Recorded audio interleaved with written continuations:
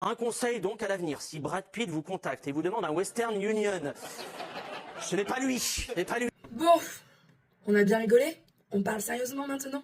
Ce qui nous intéresse dans cette histoire-là, finalement la plupart des gens se sont dit « Mon Dieu, mais qu'est-ce qu'elle est bête, c'est impossible que cela m'arrive. » Moi, je vais vous prouver dans cette vidéo que bien sûr c'est possible que ça vous arrive.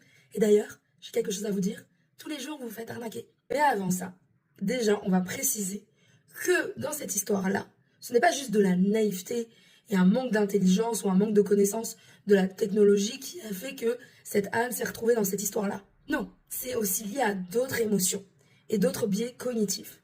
Déjà, l'un des émotions qui peut être très très fort est le manque d'affection que peut-être cette femme-là avait. Mais aussi, quelque chose de très puissant, c'est le déni. Et le déni, c'est vraiment l'Everest. C'est-à-dire que si la personne, elle veut pas voir l'éléphant en plein milieu d'une pièce, elle ne verra pas l'éléphant en plein milieu d'une pièce. Il y a aussi évidemment de la manipulation, de la pression, de l'empathie. Et cette femme-là avait peut-être de l'empathie pour la personne qui était en train de lui parler, de l'espoir.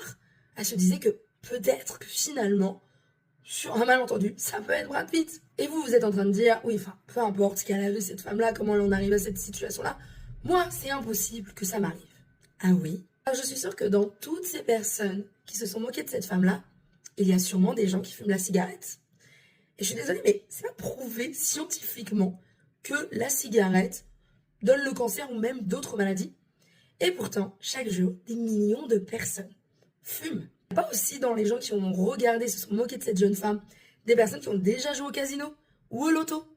Pourtant, c'est prouvé que finalement, on a très peu de chances de gagner et à part jeter notre argent en l'air, il va rien se passer d'autre. Il n'y a pas dans toutes ces personnes qui ont pu regarder cette vidéo-là, des gens qui ont été manipulés en couple, qui ont été dans des relations toxiques, qui ont espéré qu'à un moment, leur relation toxique qui dure depuis 10 ans s'améliore. Désolé, mais on n'est pas à une époque où encore les gens tuent au nom de Dieu. Oui, évidemment, vous pouvez vous moquer de Anne si vous voulez. Vous pouvez dire que c'est bête ce qu'elle a fait et que jamais vous ne serez tombé dans cette fausse arnaque à Brad Pitt. Sûrement vous avez raison.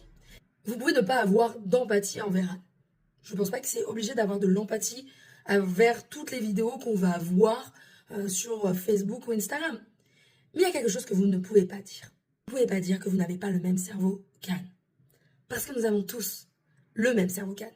Et si on ne veut pas se faire arnaquer, il serait temps de le reconnaître. Et peut-être, je dis bien peut-être, qu'en prenant conscience, eh bien peut-être on aurait des chances de moins se faire arnaquer par la vie.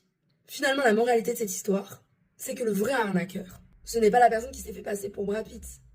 Le vrai arnaqueur de cette histoire, c'est notre cerveau.